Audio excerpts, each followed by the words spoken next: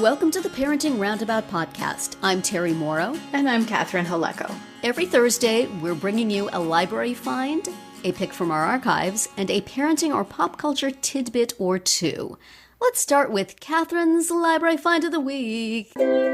So I am once again bringing you a update or a new title in an ongoing category, which is scatological titles to draw kids' interests. We've had butt or face, I believe was a previous entry in this category, and now we have fish farts. Oh my goodness. And other amazing ways animals adapt. So once again, nonfiction for kids about animals. And Simon & Schuster tells us that from popping off a tail to rolling around in dung to farting to send a message, this funny and informative nonfiction picture book shows the many unusual ways animals adapt to their surroundings. So, wow. It's, wouldn't you rather read about fish farts than deadly bites? I would. I entirely would. That's what you're getting here. Yes. And, if you bring the fish farts book to school, the teacher will be mildly annoyed. If you bring the fish bites book to school, the teacher's going to send you to the counselor. So it's all so much better. Right. Oh, and I'm looking at the more books from this author. Your Amazing Digestion. From mouth through intestine. Exploding Ants is another one. She wrote. Joanne Seitel. Okay. Well, she's got a PhD. That's right on the cover. I got to think Fish Farts is the bestseller, though. Yes. And she's got a PhD because that's what impresses 8-year-olds. Yes. Like, I want this book. She has a PhD. This woman is a doctorate. In fish farts. Yes. Yes. This is a book purchased by uncles everywhere. I think. This is the one your funkle brings to the birthday party. And everybody laughs. Yep. And mom shoots him a look. Right. Great. Delightful. So what do they do? They fart to send a message. This is all weird things that animals do. From popping off a tail to rolling around in dung to farting to send a message. Well, that's something that kids do for sure. This funny and informative nonfiction picture book shows the many unusual ways animals adapt to their surroundings. Mm-hmm. Yeah, this is going to be popular with a certain subset of the juvenile reader. Yep. For whom it will be endless giggles. Because it has surprising, exciting, and sometimes hilarious ways that animals adapt. But only sometimes. Mm-hmm. Yeah. That looks like fun. It sure does. And it farted its way across the library to you? It sure did. Out? Yeah. It's just came out too. I might have seen it because it was brand new. Oh, okay. It's just being processed in. Mm-hmm. Well, yes. I'm sure it will have a lively circulation history. I think so too. Absolutely. Well, good for them. It's I've had a reluctant reader. He probably would have that probably would have appealed to him. Yeah. Or I would have spent a lot of my time going, look, farts! Isn't it funny? Look, farts! Dung! Ha ha ha ha! And he would be going, really, I would like to go over there and do something else. Right. But, we try. We do what we can. Sometime in the future, our kid is going to be on an island going, I remember when my mom kept trying to get me interested in farts. And now I am tortured! Exactly. Well, for my random recommendation this week, I am going to recommend something that I have seen mention of. I have not done anything with it, but I wish it well, and I find it kind of fascinating and will be keeping an eye on it. Julia Whalen, who is an author and audiobook reader who I think you and I have both enjoyed her work, both her written work and her spoken work. She was also, when she was younger, an actress on a show I loved very much called Once and Again. So I have a residual affection for her from that. And she has just started what looks like is maybe intended to eventually someday be a rival of Audible. It's called Julia Whelan's Audiobrary. And right now it has her books that she has written and narrated and some offshoots of those books, plus an additional historical nonfiction book. So not too much. And I'm not sure there's an app you can use to listen to the books that you purchase. And I guess you take out a membership to either get the books or then are able to buy them. I'm not sure how it works, but she's been publicizing a lot on social media. I've seen a lot about it, and I wish her so well in anything she tries to do. And if she feels like there's a need for something like this, then I don't know whether maybe to get a better deal for readers or just to have some more control over her work. I want her to have those things. So if you are an audiobook listener, and especially if you have not already listened to her books, My Oxford Year and Thank You for Listening, and wish to, check this out. See if this is something you might be able to use, and then message me and tell me how it is. I wish her well. I wish her well taking on Amazon. Good for you. Yeah, I mean, I don't know exactly if that's what she's doing, but it certainly seems to be. And I think that they have interviews on it also, and a community, probably an online community to talk about books, right, and a newsletter. So there's lots of extra stuff. It's not just audiobook listening. It's sort of being interested in audiobooks and sharing that with other people, which certainly we could all use. And so check it out and see if it's something that you might be interested in. I will be looking into it more as well and seeing if there's something that I can do with it right now. But one thing I can do is publicize it a little bit. So go see what she's up to. Yeah. She's pretty cool. So I'm sure it's something good. I mean, it's so ambitious, and it's impressive when someone it is. Tries to do something like that. So. Yeah. I wish her well. And what do we have this week from our deep and ridiculous archives? Yes, if we wanted to turn ourselves into an app, we would have a lot of content to fill it up with. Yes. So back in 2021, we were talking about free time activities for adults, and I wanted to see if we had any additional, come up with any hobbies or leisure activities in the past 3 years. I really haven't, because I got another job. Yeah.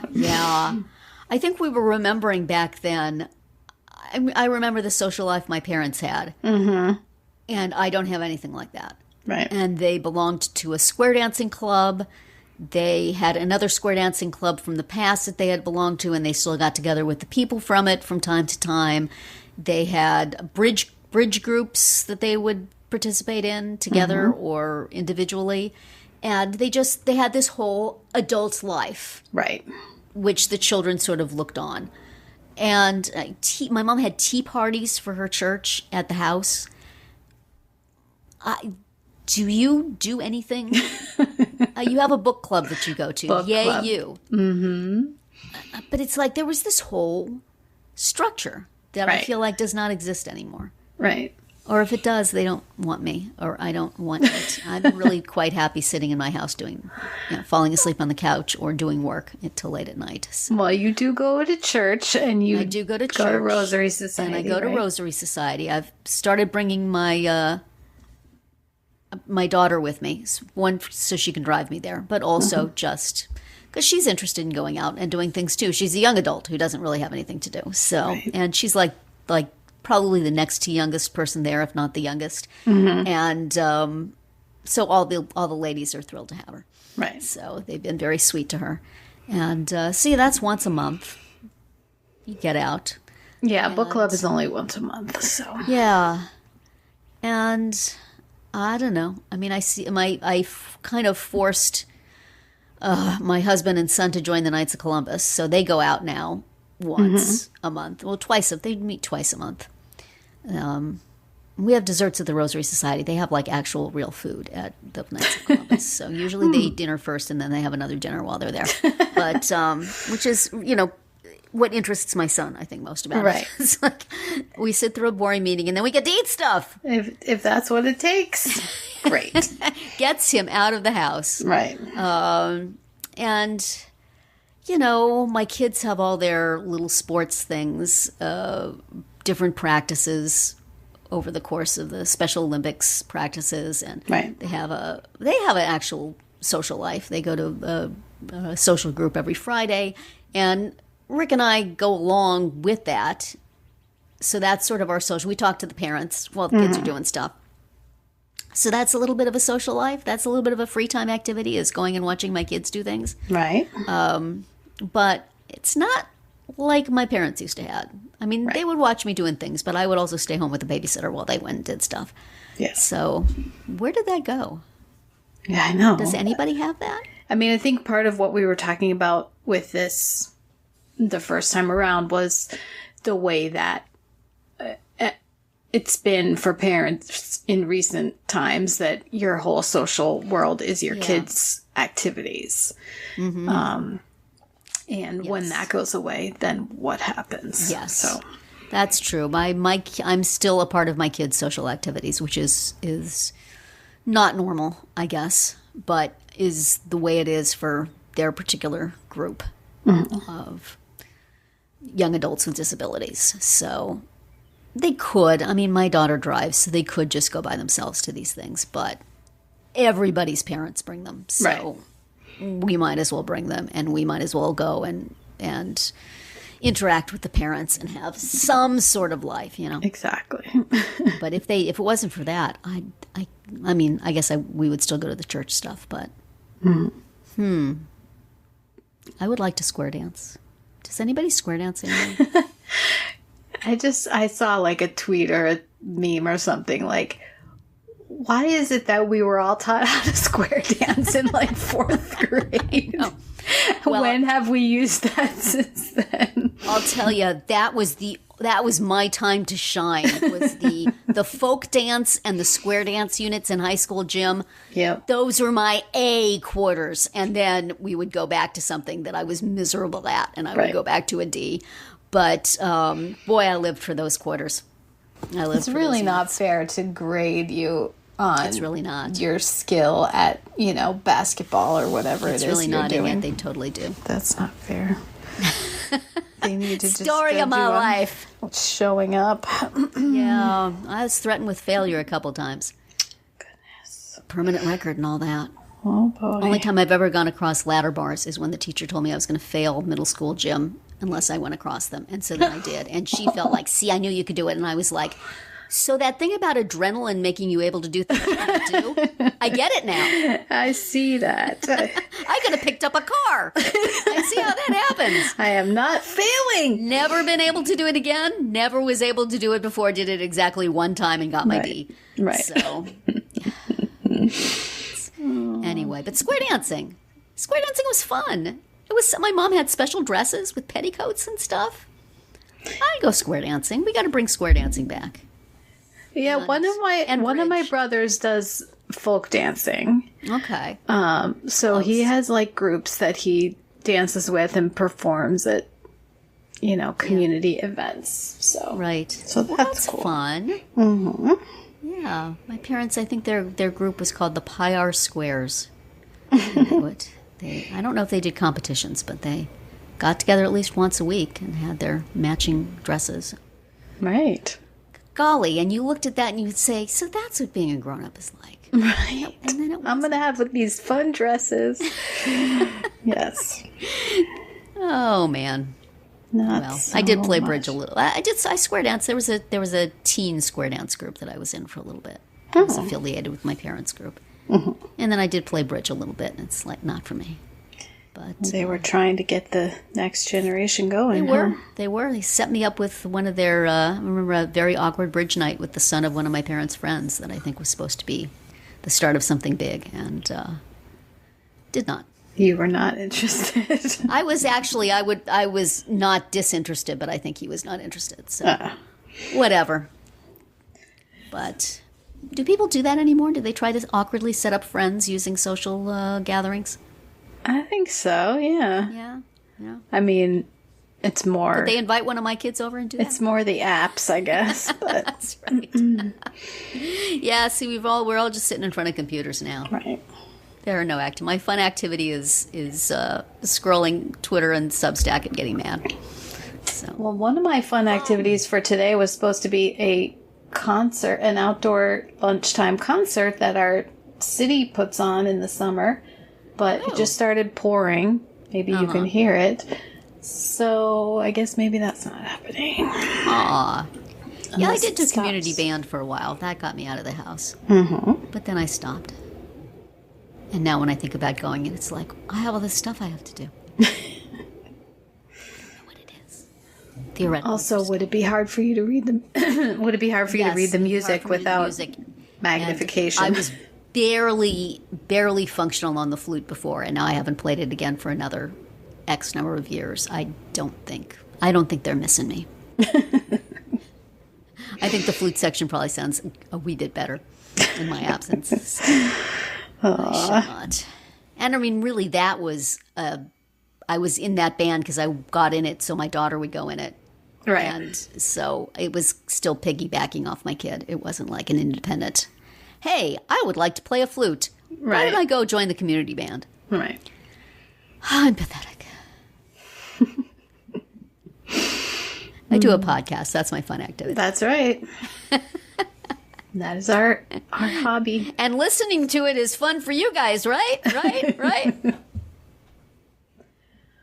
Listening to my podcast is also my fun activity. Right. You and me. And a bunch of bots. But it's fine. Thank you for listening. You can find all our episodes on Spreaker, Apple Podcasts, Amazon Music, or wherever you get your podcasts. You can find recaps, links, and an opportunity to comment on our website at parentingroundabout.com. You can also talk to us on our Facebook page, on Instagram, or on Twitter, where you'll find us at Roundabout Chat. And please visit our Amazon shop at amazon.com/shop/mamatude, where you can find links to a lot of the things we've talked about over the years.